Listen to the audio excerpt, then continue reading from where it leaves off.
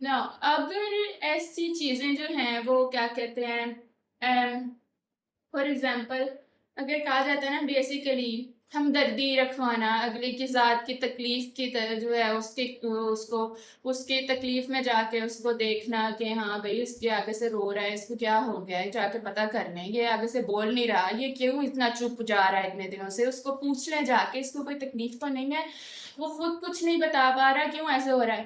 कोई सेंस नहीं, कोई सेंस नहीं होती ऐसी चीज़ों को, कोई सेंस नहीं होती whatsoever. I don't know why their parents have played a big role in that, because parents are the ones who make you or break you or try to tell you that you are not one way or another way. Your child have to discover that for their own self, what they are and what they're not. So yeah, you best believe there are proper psychological studies done on these type of people. If you scan their brain, a lot of functioning will be shut down in there. You will not believe that one cognitive function is not activated in their brain at all, and it is not their fault, but it does not even give them, also not give them the right to treat you poorly. ठीक है, उनको ये right भी नहीं मिलता।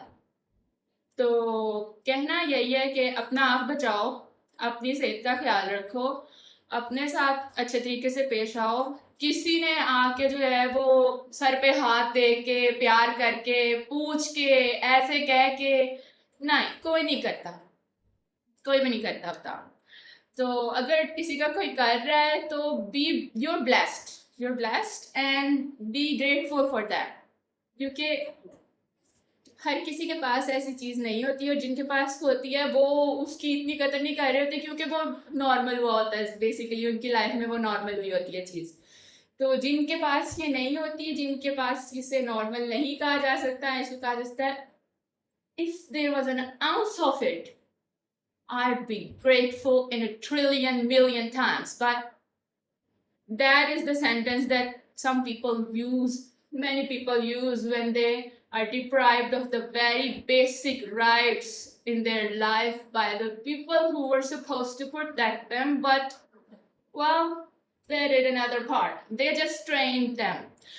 The other way of looking at it कि ये लोग करते क्या है, ठीक है, ऐसे लोगों ने क्या करना होता है बेसिकली आपको, मैंने पहले अब्यूज की बात की है, ठीक है, physical abuse very harmful, they can even kill you, ठीक है, मार भी सकते हैं आपको, कोई इनका नहीं होता पता, ठीक है। और mental abuse, emotional abuse, verbal abuse, तो there are several types of abuse, ठीक है। अब एक चीज होती है जब इस तरह के लोग आपकी ज़िंदगी में, कह लो अल्लाह ताला ने किए, या किसी न किसी तरीके से कोई चीज़ बनी कि वो आपकी ज़िंदगी में आए, या फिर पैदाइशी ही आपकी ज़िंदगी में साथ चल रहे हैं, वो एक काम होता है ऐसे लोगों का। इस तरीके से देखा जा सकता है कि ये लोग आपका ट्रेनिंग ग्राउंड होते हैं बेसिकली, ये आपको ट्रेन कर रहे होते हैं। इतनी अच्छी जो है ना आपको ट्रेनिंग कोई सीक्रेट सोसाइटी में एक एजेंट बनने में नहीं मिलेगी, जितनी वो अच्छी ट्रेनिंग है आपको जो है वो हार्शली एंड हार्डली दे देते हैं। तो that when you look at that you like it's worth it, it was worth it. But अगर आप इस चीज़ को देखोगे है वाई जब मेरे साथ ही क्यों, तो ये चीज़ आपको अंदर ही अंदर से खा जाएगी, मार देगी, आपकी हेल्थ जो है ना वो ऐसे नीचे जाएगी ना कि जैसे कभी थी ही नहीं। तो ऐसे लोगों को कभी भी ऐसे नहीं देखते कि भाई मेरे साथ ही क्यों, और ये भी कभी उम्मीद नहीं लगाते कि ये मेरे साथ ठीक हो जाएंगे, ये गलती तो कभी भी नहीं करते होते, क्योंकि आप जो चीज़ जनरेट कर रहे हो नेचुरली, जो इम्बॉडी कर रहे हो, ये चीज़ें ये लोग उस तरह कभी भी इम्बॉडी कर ही नहीं सकते, कभी भी जनरेट कर ही नहीं सकते, ये नहीं कर सकते, इसलिए इन्होंने आपसे जो है वो चीज़ खींचनी होती है। As much as it sounds like woo shit and इसे क्या बोली जा रही है, इस चीज़ पे यकीन नहीं किया जा सकता, but scientifically it's a proven fact. किसी रिसर्च वगैरह पे भी जाके आप देखोगे, किसी वेबसाइट पे, किसी वैसे आप रिसर्च करके देखोगे, इट्स अ प्रूवन फैक्ट कि कुछ लोग होते हैं जो दूसरे लोगों के ऊपर फीड ऑन करते हैं, ठीक है, उनकी एनर्जीज के ऊपर फीड ऑन करते हैं, इनकी खुद की एनर्जी जनरेट नहीं हो रही होती नेचुरली, ये वो चीज़ खो चुके होते हैं बहुत पहले ही। और अगर इन्होंने ये चीज़ दोबारा पानी हो तो खैर जो टैक्टिक्स उन्होंने अब कल आजकल या जैसे भी पकड़े होते हैं, जैसे मतलब फॉर एग्जांपल अगर किसी इंसान ने खुद अपनी एनर्जी जनरेट करनी होती है ना प्योरली और वेरी हाई फ्रीक्वेंसी पे और बहुत ही हाई लेवल पे, उसके लिए कुछ रूल्स होते हैं, कुछ चीज़ें फॉलो करनी पड़ती हैं। दूसरे इंसानों की ज़िंदगी जो है उनको जहन्नुम नहीं बनाया जाता। ऐसे करने से क्या होता है, बूमरैंग इफेक्ट जो है वो क्रिएट होता है। बूमरैंग इफेक्ट जो है वो क्या होगा भाई, बूमरैंग इफेक्ट होता है जैसे ही आपने उसके ऊपर ये एनर्जी इन्फ्लिक्ट अपॉन की है, आपको किसी ना किसी तरीके से वापस वो आपकी लाइफ में जो है इन्फ्लिक्ट होगी, फिजिकली हो, इमोशनली हो, मेंटली हो, that is totally how you will receive, somehow it will return back to you. तो क्यों कहते हैं नेकी करो, दूसरे के साथ अच्छे तरीके से पेश आओ, किसी की ज़िंदगी जो है वो हराम ना करो, जहन्नुम ना बनाओ, हर किसी के साथ हुस्ने सलूक से पेश आओ, ये इसी वजह से कहते हैं। इसके पीछे एक प्रॉपर लॉजिकल रीज़न है। ये रीज़न जो लोग नहीं जानते उन्होंने अन्यवाह अत पकड़ी होती है दूसरों की जिंदगियां जो है वो हराम करने में। और अल्लाह रहम करे ऐसे चीज़ों के ऊपर, ऐसे लोगों की हालतों के ऊपर। इन्होंने इधर तो जहन्नुम काटनी होती है, इन्होंने अगली ज़िंदगी में भी, अगले जहान में भी जो है वो जहन्नुम ही काटने का जो है वो ठेका लिया होता है। और इसी जगह पे ही इन्होंने जो है वो देख लिया होता है आधे से ज़्यादा जो उनके साथ हो रहा है। तो फिर ये सीधे नहीं होते क्योंकि ये हो नहीं पाते। तो क्यों होता है, क्योंकि इनके दिमाग ने ये चीज़ पढ़ ली होती है।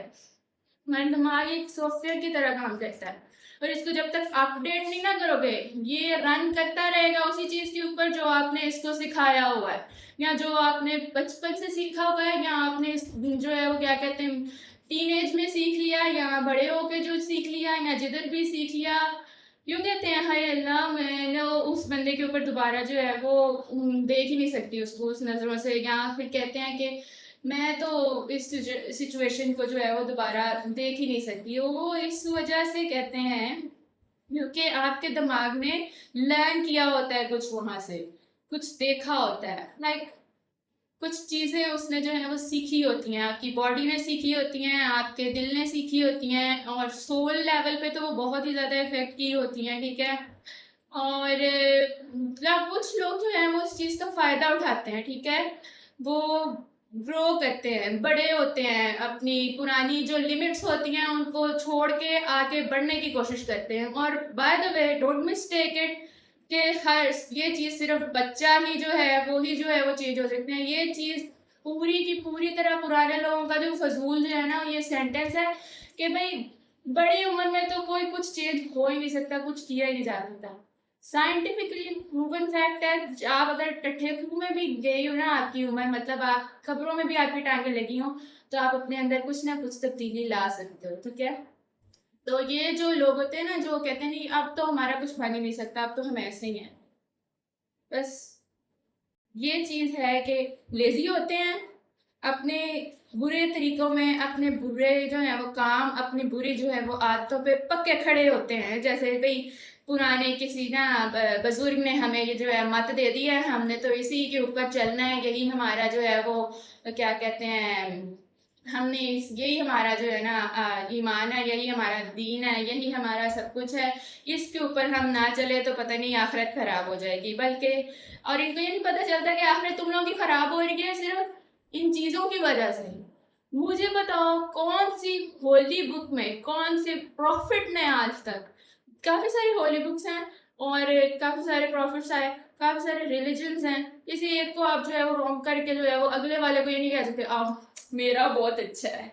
ये भी एक जो है वो आजकल ट्रेंड चल रहा है, काफ़ी जनरेशन से चलता आया है। Let's just hope this trend also breaks, ठीक है। और कहना ये है कि कहीं पे भी किसी किसी किताब में, किसी हदीस में, किसी रवायत में, किसी रोया में, किसी चीज़ में कहीं पे भी नहीं लिखा हुआ कि आप किसी एक और इंसान को डीह्यूमनाइज करो और फिर देखो आपको अल्लाह किधर लेके जाता है। हाँ ये लिखा हुआ है कि तुमने किधर जाना है अगर इस तरह करोगे, और वो जगह बहुत बहुत खतरनाक है। तौबा, you don't want to go there.